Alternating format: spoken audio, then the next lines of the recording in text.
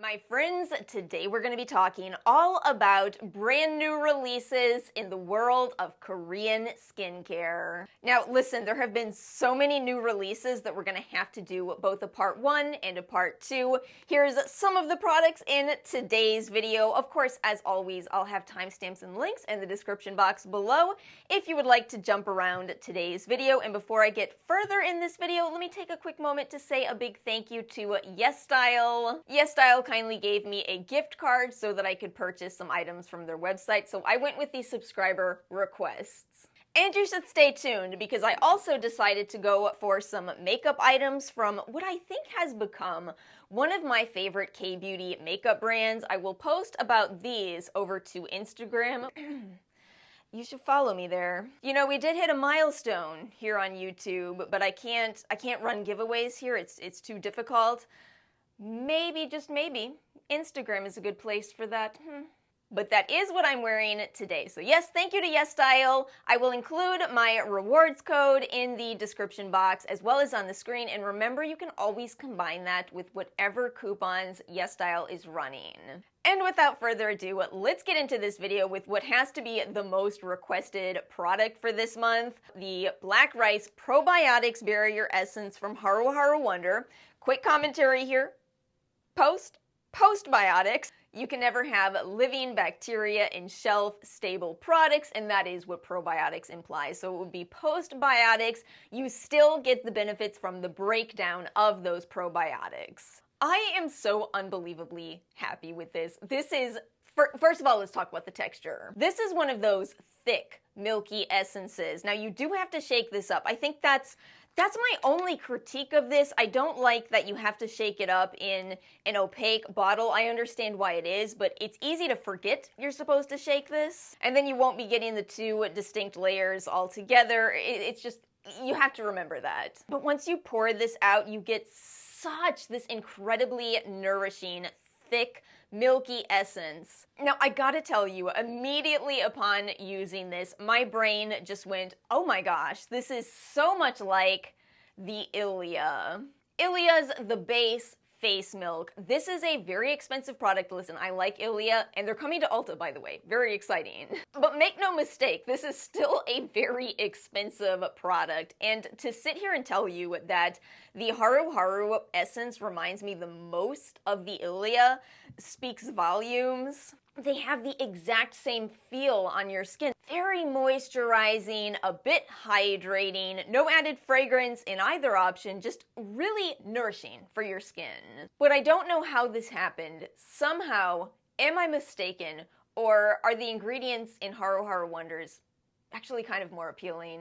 It's so funny because it's one of those products where I really don't know if they were going for duping Ilia. I actually don't think they were. I think this is kind of a case of, inevitably as companies keep coming out with milky toners, some are going to be more similar to each other than others. So whether it's a true dupe for Ilias or not is something that is very debatable. All I can tell you is I'm extremely happy with this. A few more notes before I move on. So they're using a long list of fatty acids, your cholesterol ingredients. They're using ceramides in that golden ratio. I've heard a bit of debate around the ceramide golden ratio, but I do use Stradia's Lipid Gold, one of my absolute favorite products that also employs that system. Both galactomyces ferment filtrate and bifida ferment filtrate in disclosed percentages. It looks low, but remember with this new K-beauty labeling system, it might not be that low. Wonderful product, very pleased with it. Again, you know, just so happy with the direction that Haruharu Wonder is going in lately. I have another unexpected dupe. This sort of feels like the K-beauty dupes video today.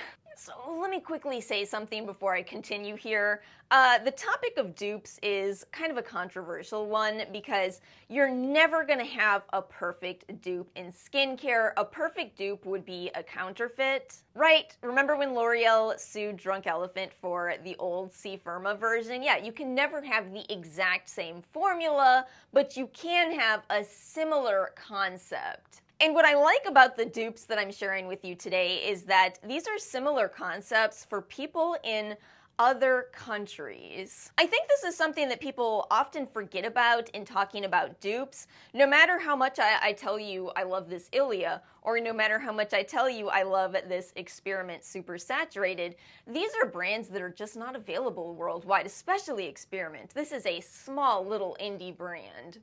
And I love them dearly. Feel free to support them if you also love them. But if you cannot get this brand, I'm so sorry for all the times I've said this is my favorite serum to use with the Medicube Booster Pro. So I am so happy to tell you that I have found a very similar product, and it is so unexpected. I just did not see this coming. Okay, here's the story. So I had a lot of requests to get the Anua Rice 7 Plus Ceramide collection.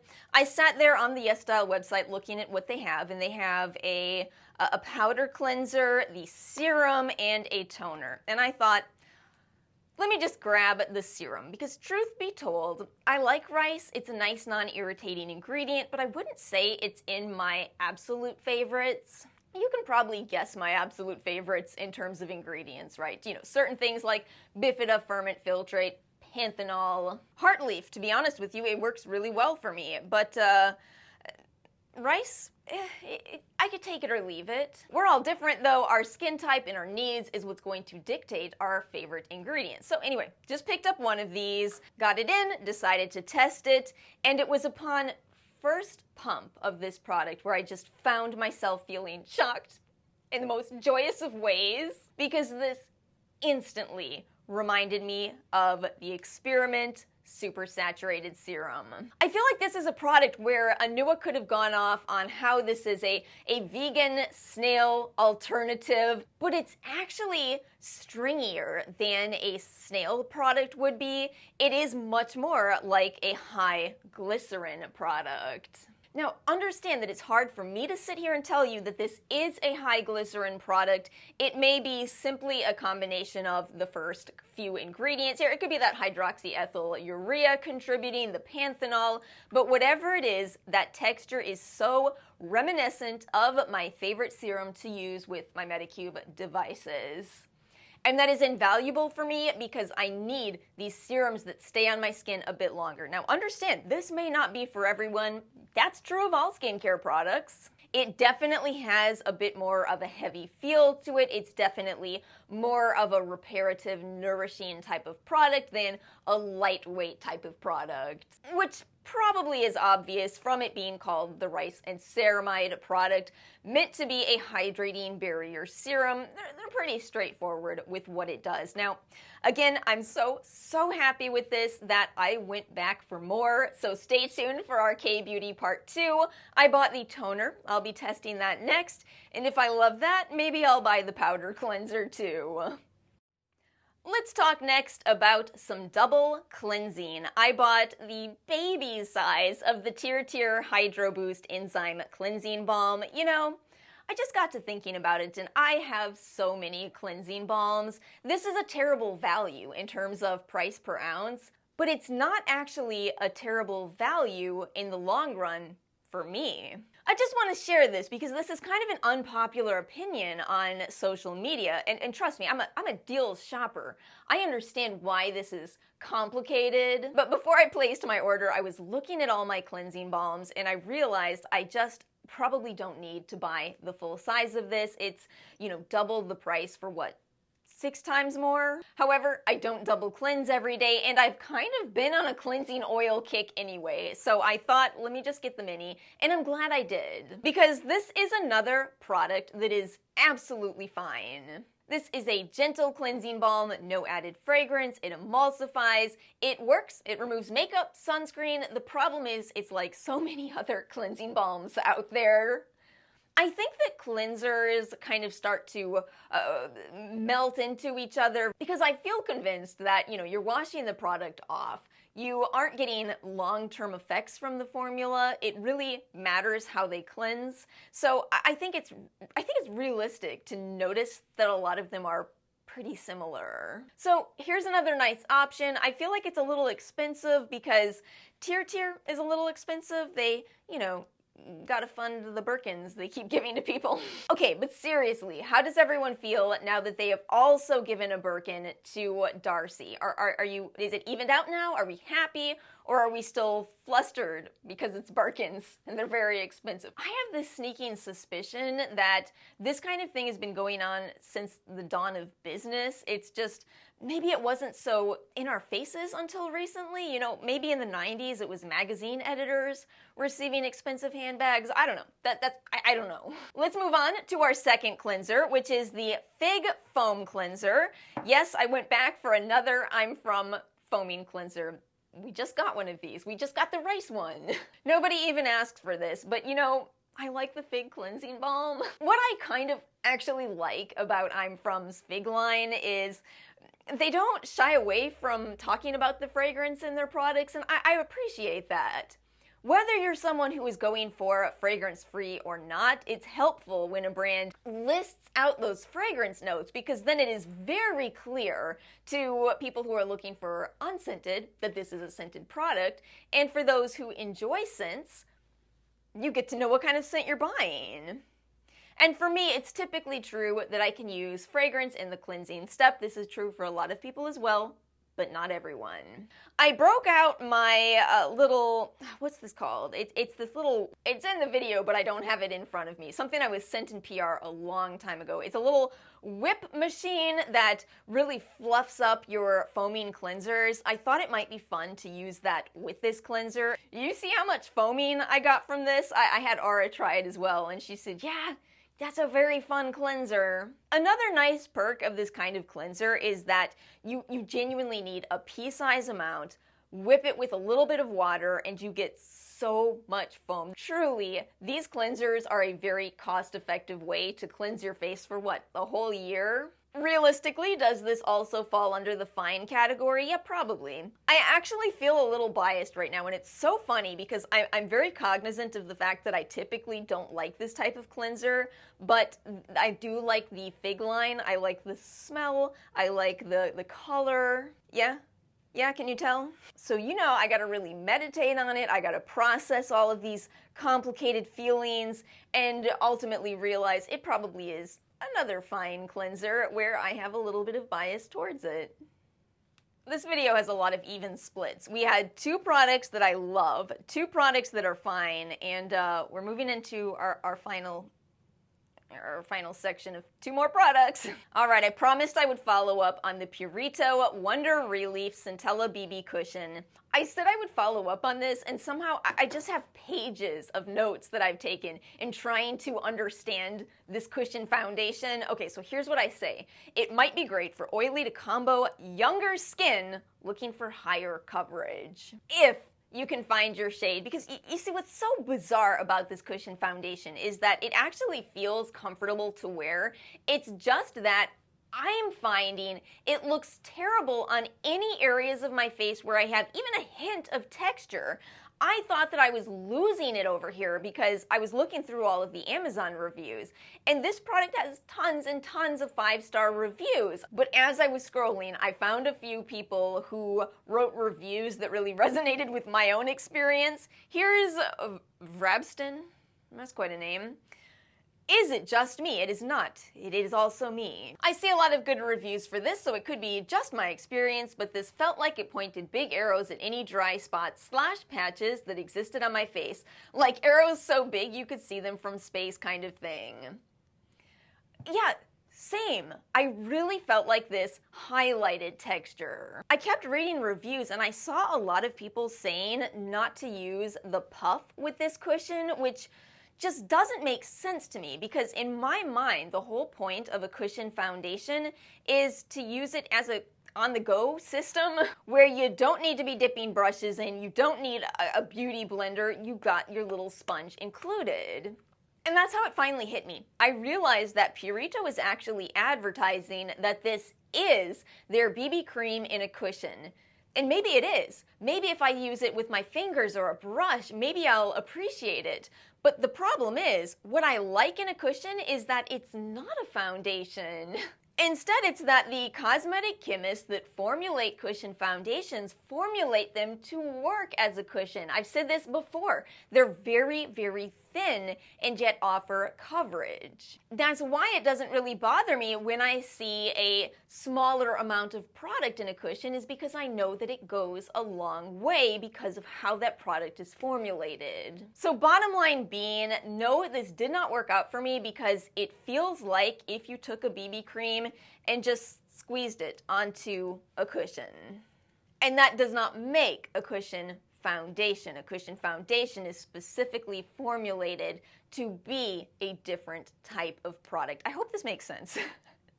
I spent way too much time thinking about this one, and some of you don't even care, most likely. One more time though, I still think you could like this if you find your shade and if you do have younger skin. If you are still someone who is going, what's texture? Oh, I remember going, what's texture? You still absolutely could enjoy this. You know, these are the complicated aspects of foundation that I wish more people thought about. It's not just, is it for oily or dry skin? Your age does affect this.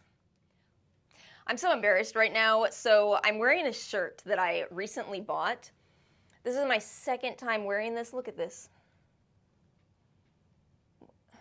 Clothes are not made like they used to be. I mean, this is awful quality. I should be able to wear a shirt more than once. This seems to be a new, real problem. I'm noticing that clothes fall apart now. I want to start thrifting more, but I run into problems when I thrift because I'm a very petite person, so when I go to the thrift store and buy clothes, I feel like I almost always regret it because they just don't fit me right. They're either too big or they're really designed for a 15-year-old. I feel like what I need to do is get into sewing in the sense of buying clothes and just maybe editing them down. Anyway, just noticing this and wanted to comment on it before someone else does. Terrible, terrible. Okay, we have one more product for today's video, the Suncut UV Protect Mist, SPF 50+, PA 3+. I got quite a few requests to buy this product, and I just want to preface this by saying I have some guilt about buying this because I don't really buy this category. Real quick conversation about sunscreen mists. When you spray a sunscreen mist, it is going to come out in a lot of little tiny dots.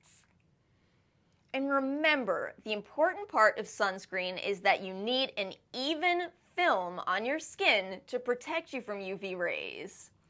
It is very hard, if not impossible, to get that from a mist. So unsurprisingly, to be on the safe side, Suncut says that this mist is not for your face. It's for your body.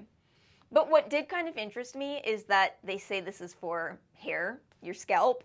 I don't know why I thought this was going to be a good idea because, again, if I just put more thought into it, I would have realized, no, that is not going to work for me. I have an oily scalp somehow. Wonders never cease. Very dry skin, but my scalp... If you don't have an oily scalp, I think it's possible that you could appreciate this. But for me, oh my gosh, the second I sprayed this on, I was just so full of regret. The very not much volume that I have had already just completely disappeared. It was like helmet hair.